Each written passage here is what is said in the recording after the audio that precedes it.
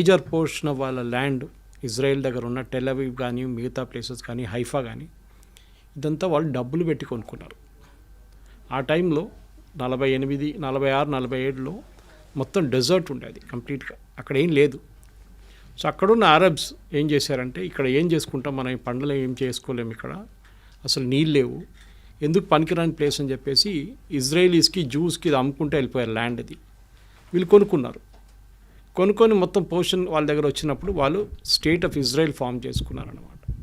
State of Israel form చేసిన తర్వాత మన అందరికి తెలుసు, జూస్కి ముస్లిం నేషన్స్కి ఎప్పుడు పడదు.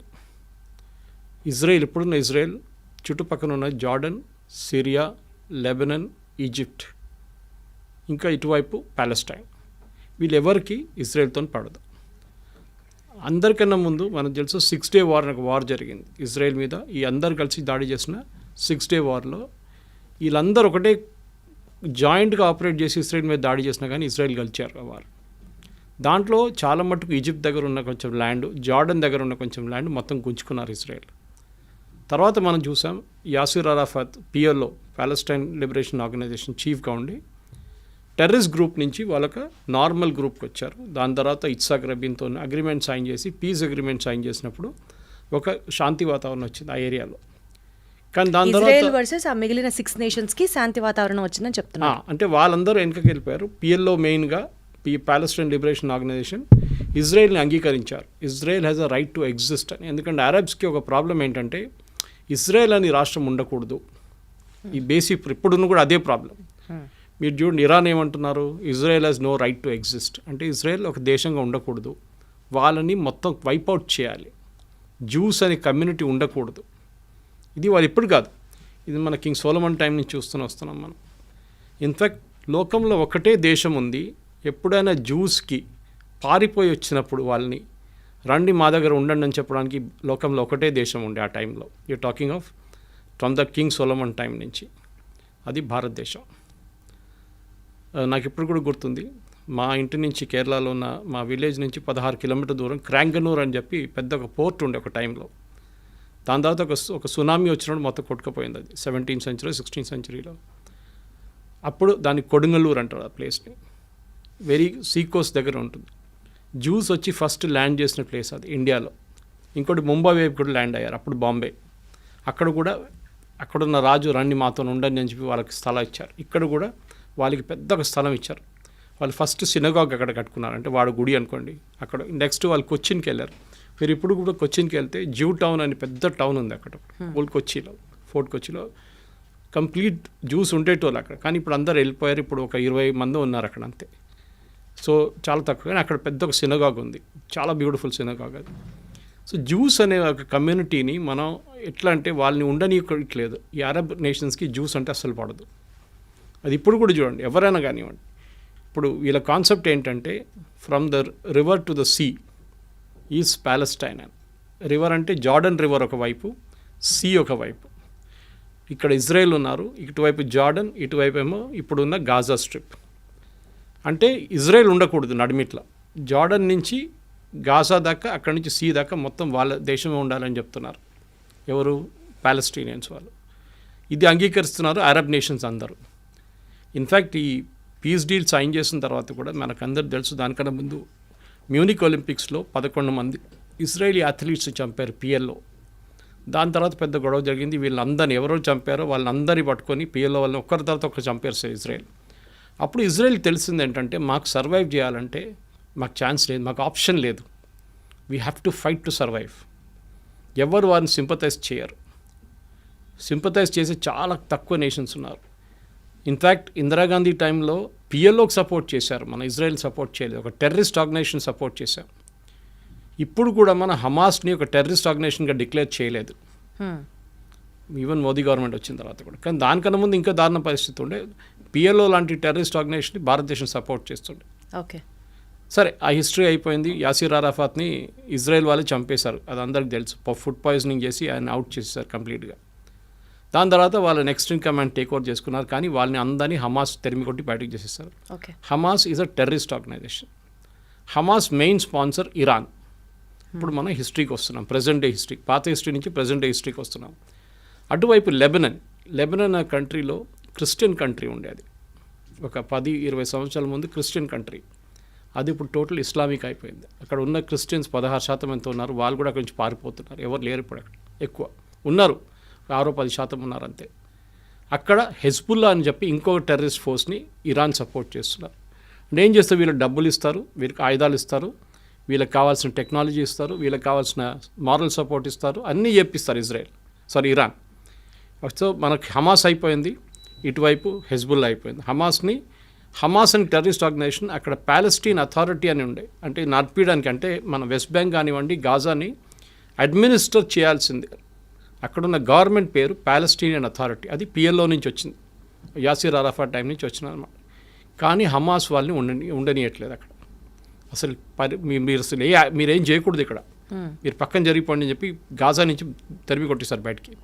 వాళ్ళు ఉన్నది ఇప్పుడు వెస్ట్ బ్యాంక్లో ఉన్నారంతే ఇటువైపు. సో గాజాలో ఉన్న టెర్రరిస్ట్ గ్రూప్. మూడోది హూతీస్. యమన్లో మీకు తెలుసు, యమన్లో పెద్ద ఒక సివిల్ వార్ జరిగిన తర్వాత హాఫ్ యమన్ టెర్రరిస్ట్ గ్రూప్ దగ్గర ఉంది, ఇంకొక హాఫ్ గవర్నమెంట్ దగ్గర ఉంది, వాళ్ళ గవర్నమెంట్.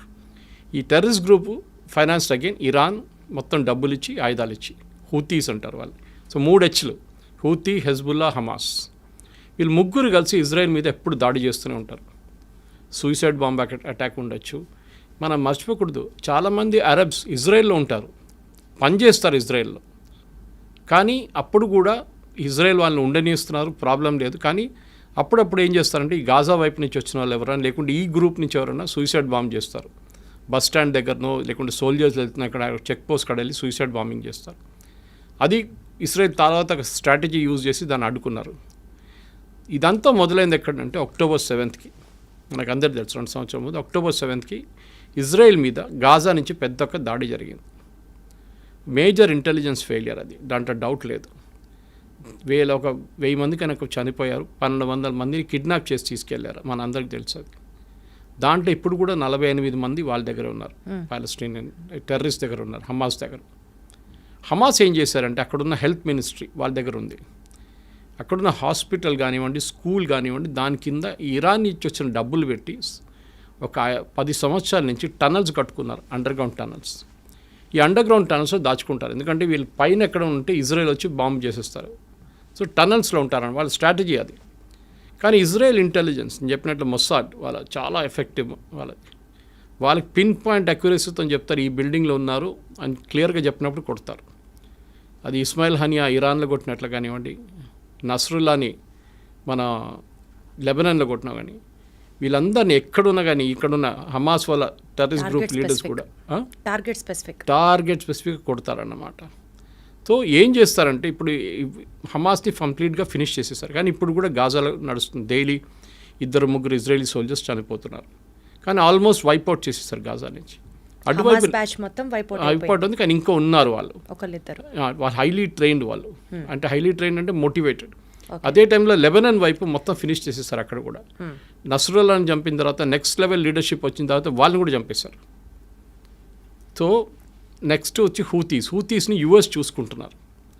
బాంబింగ్ వేసినప్పుడు అక్కడ వాళ్ళు మిసైల్ వీళ్ళందరికీ ఆయుధాలు ఇచ్చేది ఇరాన్. ఇన్ని సంవత్సరాల నుంచి ఎవరు వీళ్ళని పట్టించుకోలేదు. US కానివ్వండి, UK కానివ్వండి, ఇరాన్ కానివ్వండి, ఇరాన్ మిసైల్స్ ఇస్తున్నా కానీ ఏం చెప్పకుండా వీళ్ళందరూ హెల్ప్ చేసుకున్నారు. కానీ ఒక స్టేట్కి ఇప్పుడు వచ్చేట్లు వచ్చిందంటే October 7th జరిగిన దాడి తర్వాత ఇజ్రాయెల్కి తెలిసిపోయింది, ఈ గేమ్ ఇంకా మనం ఇట్లా ఆడుకుంటూ పోతే కాదు, కంప్లీట్గా వైప్అవుట్ చేయాలని చెప్పి టైం తీసుకొని వాళ్ళ లీడర్షిప్ని కంప్లీట్ వైప్అవుట్ చేసేసారు. హమాస్ ఫినిష్ చేసేసారు, మన అందరికి సిన్వార్ బ్రదర్స్ని ఇద్దరిని చంపేశారు. ఇటువైపు ఏమో నస్రుల్లాని చంపారు, అటువైపు ఏమో ఇస్మాయిల్ హనియాని ఫినిష్ చేసేసారు. వీళ్ళందరు లీడర్స్ కూర్చుంటుంది ఖతార్లో, అది మర్చిపోకూడదు మనం. అది ముస్లిం బ్రదర్హుడ్ కానివ్వండి, మీరు ఈ హమాస్ కానివ్వండి, లెబనీస్ మిలిషియా కానీ, వీళ్ళందరూ కూర్చుంటుంది ఖతార్లో ఉంటారు. ఇరాన్ బ్యాకింగ్ ఉంటుంది. ఇరాన్కి సౌదీ అరేబియాకి పడదు, ఇరాన్కి బహ్రెయిన్కి పడదు, ఇరాన్కి యమన్కి పడదు, యమన్కి ఇరాన్కి ఒమాన్కి పడదు. ఇలా Iran is a Shia nation. Shia nation అంటే సార్, షియా అంటే వీళ్ళ ముస్లిమ్స్లో 2 గ్రూప్స్ ఉంటారు. షియా మైనారిటీ, మన హైదరాబాద్ వైపు చాలామంది షియాస్ ఉంటారు ఇక్కడ, ఎందుకంటే నిజాం ఒరిజినలీ ఫస్ట్ పర్షియా, వీళ్ళు షియాస్ అన్నమాట. ఇక్కడ సున్నీస్ మెజారిటీ ఉంటారు, 90% ఆల్మోస్ట్ సున్నీస్ ఉన్నారు వరల్డ్ వైడ్. వీళ్ళకి ఎప్పుడు ఇద్దరికి పడదు, దే డోంట్ బిలీవ్, వాళ్ళ కాన్సెప్ట్ అలాగ ఉంటుంది, ప్రాఫెట్ మొహమ్మద్ నుంచి వచ్చే కాన్సెప్ట్ అలాగ ఉంటుంది. అది కాకుండా వీళ్ళకి అంటే ఇంకా చాలా గ్రూప్స్ ఉన్నాయి. అహ్మదియాస్ ఉన్నారు. అహ్మదియాస్ని అయితే ముస్లిమ్స్ అని అసలు అంగీకరించారు ఎవరు, షియాస్ సున్నీస్ ఇద్దరు. సో మన దగ్గర కూడా చూస్తాం, మన పాకిస్తాన్ వైపు నిన్న కూడా దాడి జరిగింది అహ్మదియాస్ మీద అన్నమాట. సో చాలా మటుకు ముస్లిమ్స్లో చిన్న చిన్న గ్రూప్స్ ఉన్నాయి, కానీ మేజర్ గ్రూప్స్లో సున్నీస్, షియా. సో ఈ షియా నేషన్ ఉన్న ఇరాన్ని వీరెవరు సీరియస్గా తీసుకోరు. ఎవరు సౌదీ అరేబియా ఉండొచ్చు, కానీ మిగతా. సో వాళ్ళ ఒక బలం చూపించడానికి ఇరాన్ ఏం చేశారంటే చాలా రోజుల నుంచి, అంటే అయతొల్లా ఖొమేనీ టేక్ ఓవర్ చేసుకున్నప్పటి నుంచి 70s ఆ టైంలో దానికన్నా ముందు ఇరాన్ చాలా మోడర్న్ నేషన్ ఉండే. మీరు ఒకసారి ఆ టైం ఇరాన్ ఫోటోగ్రాఫ్స్ చూస్తే మీరు యూఎస్లో ఉన్నారా లేకుంటే ఇరాన్ అన్న ఒక డౌట్ వస్తుందన్నమాట. బీచ్లో బికినీ చేసుకుని తిరిగేది, పబ్స్ ఉండేది, అక్కడ చాలా మోడర్న్ నేషన్ ఉండేది షా ఆఫ్ ఇరాన్ ఉన్నప్పుడు. కానీ షా ఆఫ్ ఇరాన్ ఓవర్త్రో చేసి ఖొమేనీ వచ్చిన తర్వాత మొత్తం థియోక్రటిక్ స్టేట్ అయిపోయింది అన్నమాట. అంటే రిలీజియన్ బేస్డ్.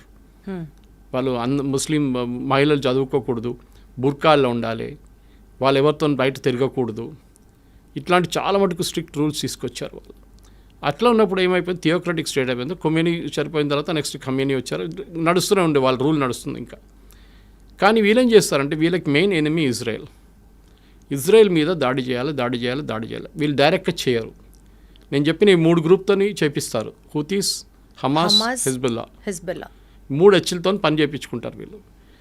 చాలా రోజుల నుంచి ఇజ్రాయెల్ పోన్లే అని చెప్పి ఊరుకున్నారు. కానీ October 7 జరిగిన తర్వాత their patience also ran out. వీళ్ళని వన్స్ ఫర్ ఆల్ ఫినిష్ చేసేసారని చెప్పి దిగారు వీళ్ళందరూ కలిసి. సో ఇజ్రాయెల్ గ్రేటెస్ట్ అడ్వాంటేజ్ ఏంటంటే వాళ్ళ మీద ఎప్పుడు దాడి జరుగుతూనే ఉంటుంది. నేను చెప్పాను చూడండి, 6 Day వార్ జరిగింది, ఇంకోటి యామ్ కిపూర్ వార్ అని ఇంకోటి ఉండే. వాళ్ళ హోలియెస్ట్ హాలిడే రోజు దాడి చేశారు వాళ్ళ మీద. ఇప్పుడు మన దగ్గర దివాళీ రోజో లేకుంటే దసరా రోజు మనందరం కొంచెం రిలాక్స్ అవుతాం, కానీ మన ఆర్మీ రిలాక్స్ కారు. కానీ వాళ్ళ టైంలో వాళ్ళ ఆర్మీ కూడా కొంచెం రిలాక్స్ అయిపోతారు ఆ టైంలో. చాలా ఫెస్టివల్స్ అంటే వాళ్ళు చాలా సీరియస్గా తీసుకుంటారు. అదే రోజు దాడి చేశారు, ఓమ్ కిపూర్ అని చెప్పి. వాళ్ళ holiest days in there calendar అన్నమాట. ఆ వార్ కూడా ఇజ్రాయెల్ గెలిచారు. సో వీళ్ళకేంటంటే ఇప్పుడు ఇరాన్కి మేజర్లీ ప్రూవ్ చేయడానికి, అంటే మేము సౌదీ అరేబియా కన్నా పెద్దది, టర్కీ కన్నా మేము పెద్దవాళ్ళం అని చెప్పి వీళ్ళు మిసైల్ టెక్నాలజీని చాలా చోట్ల నుంచి కొనుక్కున్నారు. ఒకటి మెయిన్లీ నార్త్ కొరియా దగ్గర నుంచి కొనుక్కున్నారు వీళ్ళు టెక్నాలజీ అంతా. ఇంకోటి కొంచెం టర్కీ దగ్గర నుంచి కొనుక్కున్నారు. ఈ టెక్నాలజీని వీళ్ళు వాడుకున్నారు. దీని తర్వాత వీళ్ళు న్యూక్లియర్ అంబిషన్స్కి వచ్చేసారు. అక్కడే ప్రజెంట్ గొడవ అంతా మొదలైందన్నమాట. So you have to understand the historical context. దానికోసం మీకు ఫ్లాష్ బ్యాక్ అని చెప్పాను. 100% సార్, నాకు అంతా అర్థమైంది. థ్యాంక్ యూ సో మచ్, ఎంత క్లియర్గా ఎక్స్ప్లెయిన్ చేసినందుకు. ఫస్ట్ ఆడియన్స్కి కూడా హిస్టరీ తెలిస్తే ఇంకా ఎక్కువ ఫాలో అవుతారు. సార్, ఇప్పుడు కమింగ్ టు ది పాయింట్, అసలు ఇజ్రాయెల్కి ఇరాన్కి మధ్యలో ఎంతసేపు ఇరాన్ ఇజ్రాయెల్ని ఫినిష్ చేయాలి అన్న ఆలోచన, అది కేవలం మతపరంగానే చూస్తామా, లేకపోతే డామినెన్సా, లేకపోతే పవర్ కోసమా, లేదా ఆయిల్ డామినెన్స్ కోసం, ప్రపంచవ్యాప్తంగా ఆయిల్ మా దగ్గర నుంచే ఉండాలి అన్న ఆ స్టేట్మెంట్ కోసమా? అసలు ఎందుకు, why is Israel being targeted now and then? ఇండియాను ఎందుకు టార్గెట్ చేస్తారండి? పాకిస్తాన్ కానీ మిగతా ఇస్లామిక్ నేషన్స్, టర్కీ చేస్తున్నారు, అజర్బైజాన్ చేస్తున్నారు. Why is India targeted? Hindu nation. కానీ మన దగ్గర ఉన్న ముస్లిమ్స్ ఆఫ్టర్ ఇండోనేషియా తర్వాత మన దగ్గర అందరికన్నా పెద్ద సెకండ్ లార్జెస్ట్ ముస్లిమ్స్ ఉన్న దేశం భారతదేశం. మీరు అడిగిన మతం పరంగా కాదు ఇది బేసికలీ వీళ్ళ లాజిక్. నేను స్టార్టింగ్ మీకు ఎక్స్ప్లెయిన్ చేశాను. Israel has no right to exist. రేపు చెప్తారనుకోండి పాకిస్తాన్ భారతదేశంగా ఉండనే అసలు వాళ్ళకి అర్హత లేదు, వాళ్ళని ఫినిష్ చేసేయాలంటే మీరు ఎట్లా రియాక్ట్ అవుతారు? మా దేశం, మా ప్రాబ్లం మీకెందుకు అని చెప్పి ఇజ్రాయెల్ ఏం చేశారంటే, సరే వీ హ్యావ్ టు ఎగ్జిస్ట్. మా మీద ఆల్రెడీ 2-3 పెద్ద యుద్ధాలు జరిగినాయి మా మీద, మేము అన్నీ గెలుచుకున్నాం. ఇంకోటి అక్కడ ఒక చుక్క నీళ్ళు పడదు, వర్షం పడదు. అప్పుడు కానీ వాళ్ళ అగ్రికల్చర్లో నంబర్ 1 ప్రొడక్షన్, టెక్నాలజీలో దే ఆర్ నంబర్ 1, మిలిటరీ టెక్నాలజీలో దే ఆర్ సూపర్. వాళ్ళ ఐరన్ డోమ్ చూసాం చాలా మటుకు. మనం ఇజ్రాయెల్ గురించి చెప్తున్నాను. ఇరాన్ కాదు, ఇరాన్ అక్కడి నుంచి కొనుక్కున్నారు దొంగతనంతో. అది పాకిస్తాన్ చేసినట్లనే. పాకిస్తాన్ న్యూక్లియర్ టెక్నాలజీ జర్మనీ నుంచి దొంగతనం తీసుకొచ్చిన మనిషి ఏక్యూ ఖాన్. ఆయన సెటప్ చేశారు వాళ్ళ న్యూక్లియర్ అంబిషన్స్. ఇన్ఫ్యాక్ట్ ఆ టైంలో 1980s 90sలో ఇజ్రాయెల్ ఆఫర్ చేశారు ఇండియాకి, మేము పాకిస్తాన్ దగ్గర ఉన్న న్యూక్లియర్ టెక్నాలజీని మొత్తం ధ్వంసం చేస్తాం, ఇప్పుడు ఇలాగా ఇరాన్ మీద చేస్తున్నాడు, దాడి చేస్తామంటే అప్పుడున్న కాంగ్రెస్ గవర్నమెంట్ ఒప్పుకోలేదు. ఆలోచించండి, అప్పుడు చేస్తుంటే మనకి థ్రెట్టే ఉండదు పాకిస్తాన్ దగ్గర. సరే దాని పక్కన పెడదాము. ఇప్పుడు ఇరాన్ కేసులో ఏమైందంటే, ఇరాన్కి న్యూక్లియర్ టెక్నాలజీ వాళ్ళ చేతికి దొరికింది, వాళ్ళకి యురేనియం దొరికింది, ఇంపోర్ట్ చేసుకోవచ్చు మీరు ఫర్ పీస్ఫుల్ పర్పసెస్. కానీ పీస్ఫుల్ అని ఇరాన్ ఎప్పుడు ఉండరు, మన అందరికి తెలుసు. వాళ్ళకి అంబిషన్ ఏంటంటే ఒకటి, మాకు వరల్డ్లో మేమే నంబర్ 1 లీడర్. అంటే ఒకవైపు టర్కీ ఏమంటున్నారంటే మేమే ఒరిజినల్ ఖలీఫా, అక్కడి నుంచి మా లైనేజ్ డైరెక్ట్ ప్రాఫెట్ మొహమ్మద్ నుంచి మాకే, మేము ఖలీఫేట్ మేమే. ఒటువైపు సౌదీ అరేబియా ఏమంటున్నారు, హోలియస్ట్ సైట్స్ మా దగ్గర ఉంది, మెక్కాన్ మదీనా మా దగ్గర ఉంది, we are the original Muslim Islamic nation. ఇంకోవైపు పాకిస్తాన్, మన అసీం ముని స్టేట్మెంట్ చూసుంటారు, we are the second after Saudi Arabia, మేమే సెకండ్ లార్జెస్ట్ ఇస్లామిక్ నేషన్ అంటున్నారు. ఇప్పుడు ఇరాన్ అంటున్నారు మేమేం చేయాలి, మేము కూడా మా పవర్ చూపించాలని చెప్పి వీళ్ళు న్యూక్లియర్ ప్రాసెసింగ్ స్టార్ట్ చేశారు. ఆల్రెడీ వాళ్ళ దగ్గర బ్యాలిస్టిక్ టెక్నాలజీ ఉంది. బ్యాలిస్టిక్ అంటే మీకు ఒక 100 కిలోమీటర్ నుంచి 500-600 కిలోమీటర్ కొట్టచ్చు మీరు. ఇప్పుడు 1000 కిలోమీటర్ కూడా ఉంది, మిసైల్స్ కొట్టచ్చు. కానీ మిసైల్స్ని మీరు ఒకటి అమ్యునిషన్ పెట్టి పంపించవచ్చు, ఇంకోటి న్యూక్లియర్ వెపన్ పెట్టి పంపించవచ్చు. న్యూక్లియర్ వెపన్ ఎవరు వాడరు, ఉంటుంది దమ్కి వేయడానికి ఉంటుంది అంతే, నా దగ్గర ఉంది చూడు అని చెప్పడానికి. పాకిస్తాన్ చేసినట్లు మనం బ్లఫ్, మోదీ గారు అన్న వీ కాల్ దేర్ బ్లఫ్ అన్నారు. ఇరాన్ ఏం చేశారంటే న్యూక్లియర్ ప్రాసెసింగ్ మొదలుపెట్టి వాళ్ళ పవర్ ప్లాంట్ ఉంది, వాళ్ళకి ఒక న్యూక్లియర్ పవర్ ప్లాంట్ అక్కడ వాడుకుంటారు. ఇప్పుడు మన హైదరాబాద్లో చర్లపల్లిలో న్యూక్లియర్ ఫ్యూయల్ కాంప్లెక్స్ ఉంది. మనం బయట నుంచి తెప్పించుకున్న యురేనియం అంతా, అది కాకుండా మన దగ్గర ఉన్న కొంచెం యురేనియం వాడుకొని దాన్ని ప్రాసెస్ చేసి రాడ్స్లో తయారు చేసి మన కల్పాకం కానివ్వండి, మిగతా మన కైగా లాంటి అటామిక్ పవర్ ప్రాజెక్ట్స్కి పంపిస్తాం. ఓకే, అక్కడ వాళ్ళు దాన్ని న్యూక్లియర్ పవర్గా వాడుకుంటారు, న్యూక్లియర్ పవర్ జనరేట్ చేయడానికి వాడుకుంటారు. దానికి ఒక ప్యూరిటీ లెవెల్ ఉంటుంది. ఓకే, అంటే మీరు వెపన్ గ్రేడ్కి వెళ్ళాలంటే న్యూక్లియర్ సివిలియన్ యూస్కి మీకు 20-40% ప్యూరిటీ ఉంటే చాలు. 40 కూడా చాలా ఎక్కువ. కానీ మీరు 60% దాకా ప్యూరిటీ మీరు, అంటే ఈ సెంట్రిఫ్యూజ్ అంటారు దాన్ని. మీరు కాలేజ్లో మనం ఫిజిక్స్ కెమిస్ట్రీ ఎక్స్పెరిమెంట్ చేస్తున్నప్పుడు ట్యూబ్స్ పెట్టి ట్యూబ్స్లో కొన్ని లిక్విడ్ సెంట్రిఫ్యూజ్ చేస్తారు, దాన్ని ఫాస్ట్గా తిప్పుతాం. దాని నెక్స్ట్ టెక్నాలజీ చాలా advance technology, same centrifuge technology nuclear యురేనియంలో యూజ్ చేస్తారు ప్యూరిటీ తీసుకురావడానికి. వీళ్ళు కూడా ఏం చేశారంటే ఇరాన్ ఈ కొంచెం రిలాక్స్గా ఉన్న టైంలో యూఎస్ కానీ వీళ్ళని కానీ బయట నుంచి ఏదో ఇంకో పేరు చెప్పి ఆ సెంట్రిఫ్యూజ్ తెప్పించుకున్నారు.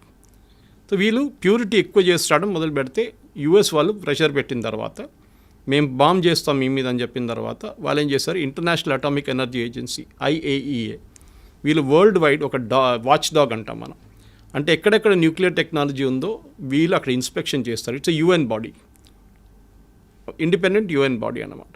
సో IAEA ఏం చేస్తారంటే వాళ్ళు వచ్చి ఇరాన్ మీద మేము మొత్తం నిఘా పెట్టబోతున్నాం. సో వాళ్ళు ఏం చేస్తారంటే ఇన్స్పెక్షన్స్ ఉంటుంది వాళ్ళకి, సర్ప్రైజ్ ఇన్స్పెక్షన్స్.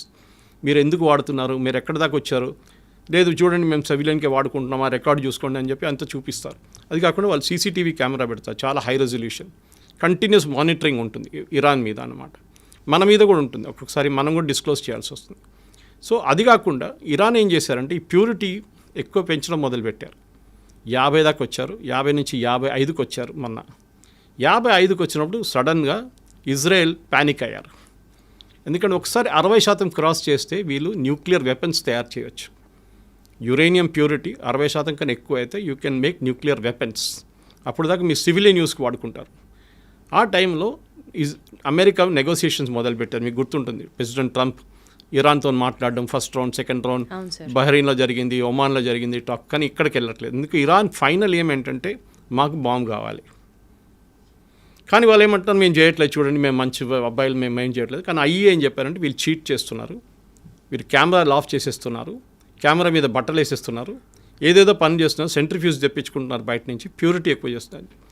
లాస్ట్కి వచ్చినప్పుడు ఒక 2 వారాల ముందు ఫైనల్లీ ఇజ్రాయెల్ డిసైడ్ చేసుకున్నారు, ఇంకా ఒక నెల ఆగితే 2 నెలలు ఆగితే వాళ్ళు వెపన్స్ గ్రేడ్ యురేనియం తయారు చేసుకుంటారు. దాని తర్వాత వాళ్ళని ఆపలేము, పాకిస్తాన్ లాగా అయిపోతారు. మా దగ్గర ఒక 100, పాకిస్తాన్ దగ్గర 80 వెపన్స్ ఉన్నాయి, న్యూక్లియర్ గ్రేడ్ వెపన్స్ రెడీగా ఉన్నాయి వాళ్ళ దగ్గర. మన దగ్గర 150 ఉంది, చైనా దగ్గర 500 ఉంది, US అయితే బియాండ్ థౌజండ్స్లో ఉన్నాయి వాళ్ళ దగ్గర. సో ఇప్పుడు ఏమైందంటే లోకంలో 5-6 నేషన్స్ ఉన్నారు, వెపన్స్ ఉన్న నేషన్స్. ఇరాన్ దగ్గర వస్తే వీళ్ళకి భయం ఏంటంటే ఇజ్రాయెల్కి వాళ్ళు ఎప్పుడైనా వాడుకుంటారు, ఎక్కడైనా వాడుకుంటారు. హుతీస్కి ఇచ్చేస్తారు, హెజ్బుల్లాకి ఇచ్చేస్తారు, హమాస్కి ఇచ్చేస్తారు, వాళ్ళ ఎగ్జిస్టెన్స్ ఉండదు ఇజ్రాయెల్. ఎందుకంటే ఒకసారి ఒక న్యూక్లియర్ బాంబ్ వేసిన తర్వాత దాని చుట్టుపక్కల ఉన్న 1000 కిలోమీటర్ దాకా మీరు అసలు ఉండలేరు. నెక్స్ట్ 5000 సంవత్సరాల దాకా ఉండలేరు మీరు అక్కడ.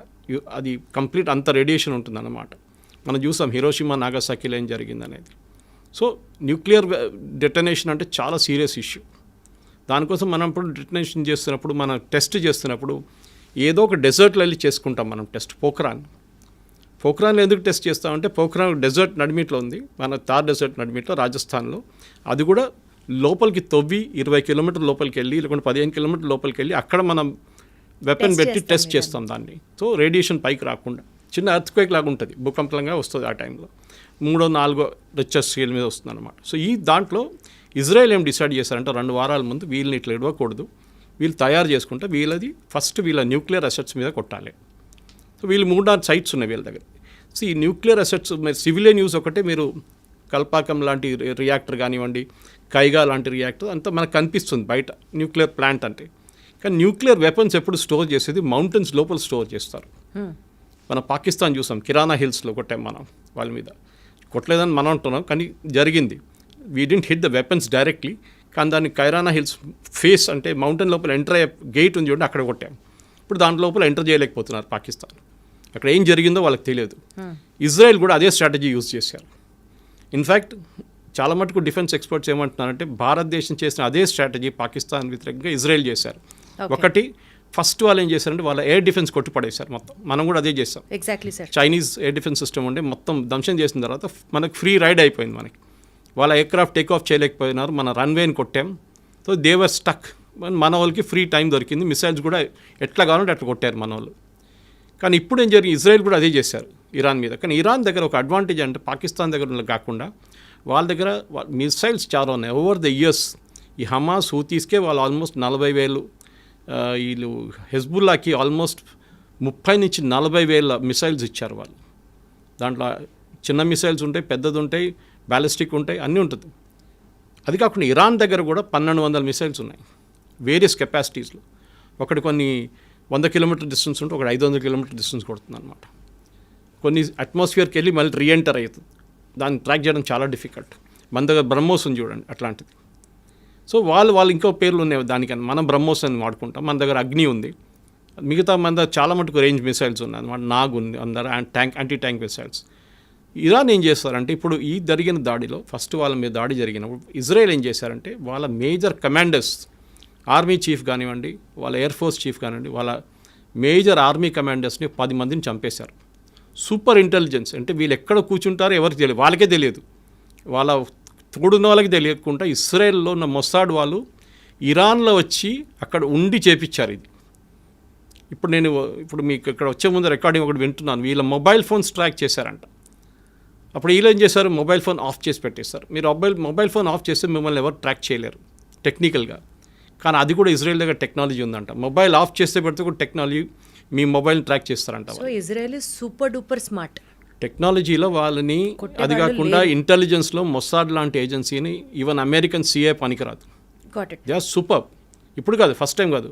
వాళ్ళ మ్యూనిక్ ఒలింపిక్స్లో 11 మంది అథ్లీట్స్ని చంపిన వాళ్ళు 8 మంది వచ్చి చేశారు. మెయిన్ టెర్రరిస్ట్ 8 మందిని వాళ్ళు చంపారు. తర్వాత ఒక్కరినైతే ఒక 20 సంవత్సరాల తర్వాత వెళ్ళి బ్రెజిలియన్ జంగిల్లో వెళ్ళి కొట్టారు. ఆలోచించండి, మొసాడ్ ఇస్ చాలా సూపర్. వాళ్ళు చాలా ప్లేసెస్లో అసాసినేషన్ చేశారు ఇలా ఎనిమీస్ మీద అనమాట. ఇజ్రాయెల్ ఎనిమీస్ ఎక్కడకుండా వాళ్ళ మీద చేశారు. అది కాకుండా ఇప్పుడు జరిగిన మొన్న దాంట్లో ఫస్ట్ వీళ్ళ ఆర్మీ లీడర్షిప్ మొత్తం కొట్టేశారు. న్యూక్లియర్ సైంటిస్ట్ని చంపేశారు. దీనికన్నా ముందు కూడా చేశారు. ఈవెన్ యూఎస్ చేశారు. సొలైమానీ బాంబింగ్ ఒకటి ఉండే, ఫేమస్ బాంబింగ్ ఒకటి, అక్కడ కూడా వాళ్ళు చేసింది అదే. ఇప్పుడు మన హెజ్బుల్లా బాంబింగ్ చూసాం. హెజ్బుల్లాది మీటింగ్ జరుగుతున్నప్పుడు నస్రుల్లాని కొట్టారు. అది కూడా బంకర్ 3 ఫ్లోర్ల కింద, బంకర్ బస్టర్ బాంబ్ అంటారు దాన్ని. అంటే బాంబు పైనుంచి డ్రిల్ చేసుకుంటూ పోతుంది. డ్రిల్ చేసి వెళ్ళి కింద ఎక్కడ ఉందో అక్కడ వెళ్ళి కంప్లీట్ బ్లాస్ట్ అయిపోతుంది అనమాట. షాక్తో చనిపోతారు, మంటలేమి ఉండదు. ఈవెన్ నసరుల్లా బాడీ అట్లనే దొరికింది ఇంటాక్ట్. ఈ డైడ్ ఆఫ్ షాక్. ఇజ్రాయెల్ మనకు అదే బాంబ్ బాలాకోట్లో ఇచ్చారు. బాలాకోట్ బాంబింగ్ భారతదేశం చేసినప్పుడు మన పుల్వామా అటాక్ తర్వాత వీ డిడ్ బాలాకోట్, వాళ్ళ టెర్రరిస్ట్ గ్రూప్ మీద అటాక్ చేసాం పాకిస్తాన్లో. మనకు వాడిన బాంబ్ బంకర్ బస్టర్ బాంబ్. ఇప్పుడు ఇజ్రాయెల్ దగ్గర ఆ బాంబులు లేవు అన్నప్పుడు మనం ఇజ్రాయెల్కి ఇచ్చాం. మన దగ్గర అదే అడగబోతున్నాను సార్. ఇప్పుడు ఇండియాకి diaspora is there with Israel and Iran. And తెలియకుండానే ఇందాక కూడా మీరు అంటున్నారు కాంగ్రెస్ గవర్నమెంట్లో మనం తెలియక ఇరాన్ సపోర్టెడ్ హమాస్ గ్రూప్స్ని మనం కూడా టెర్రరిస్ట్ కాదు అనుకుంటూ, but we are still supporting there. India ఇద్దరికీ తెలిసిన నేషన్ అవ్వడం వల్ల suppose if India has to take a stand, ఎవరికి సపోర్ట్ చేస్తుంది ఇండియా? ఎవరికి సపోర్ట్ చేస్తే నష్టం? న్యూట్రల్గా ఉన్నా కూడా ఒక రకంగా కత్తి మీద సావలానే ఉంది ఇండియా పరిస్థితి. అసలు what is the future prediction for India? ఎవరికి సపోర్ట్ చేయాలి, చేస్తే ఎవరికి మంచిది, చేయకపోతే ఏం జరగబోతోంది? ఇద్దరికి బ్యాలెన్స్ చేయాల్సి వస్తుందండి. మనకి ఎప్పుడైనా పాజిటివ్ రిలేషన్షిప్ ఇజ్రాయెల్తోనే ఉంది. దానికోసం మొన్న SCO ఒక బాడీ ఉంది, మన బ్రెజిల్, చైనా వీళ్ళందరూ ఉన్న సోవియట్ యూనియన్ ఉన్న ఒక బ్లాక్ ఉంది ఒకటి. అక్కడ మొన్న ఒక రెజల్యూషన్ పాస్ చేశారు ఇజ్రాయెల్ వ్యతిరేకంగా. భారతదేశం దాని నుంచి బయటకు వచ్చేసింది resolution. We didn't accept it. So ఇజ్రాయెల్కి వ్యతిరేకంగా భారతదేశం లేదు. First point.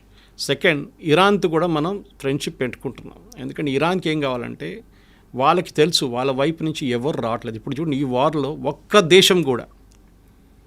దేశం ఇంక్లూడింగ్ పాకిస్తాన్ వాళ్ళ వైపు రావట్లేదు. ఇరాన్ సపోర్టెడ్ హమాస్ గ్రూప్స్ని ఇండియా ఎందుకు సపోర్ట్ చేస్తుంది సార్? మరి ఇండియా సపోర్ట్ చేయట్లేదు, ఇండియా కండమ్ చేయట్లేదు. We are not declared them as a terrorist group. Problem ఎక్కడ వస్తుందంటే షియాస్, మన దగ్గర ఉన్న షియాస్, కశ్మీర్ వైపు షియా పాపులేషన్ ఎక్కువ. మీరు లదాఖ్కి వెళ్తే, లదాఖ్ ఒక యూనియన్ టెరిటరీగా తీసుకుంటే లదాఖ్లో రెండు పీసులు ఉన్నాయి. ఒకటి నేను ఒక 1 year ముందు వెళ్ళాను అక్కడికి. ఒకవైపు వైపు బుద్ధిస్ట్ ఉంటారు, వేరే కార్గిల్ వైపు లద్దాఖ్ది మొత్తం షియా ముస్లిమ్స్ ఉంటారు. మీరు అక్కడ వెళ్తే కాఫీ షాప్లలో, రెస్టారెంట్లలో, హెయిర్ కటింగ్ సెలూన్లలో అంత ఖొమేనీ ఫోటో కనిపిస్తుంది మీకు. They are Shias. ఇప్పుడు నేను అడిగారు చాలామంది నా దగ్గర, సురేష్ గారు ఈ కశ్మీర్ నుంచి వెళ్ళారా చాలామంది అంటున్నారు, ఇరాన్కి చదువుకోవడానికి అన్నారు. నేను చెప్పాను కరెక్ట్.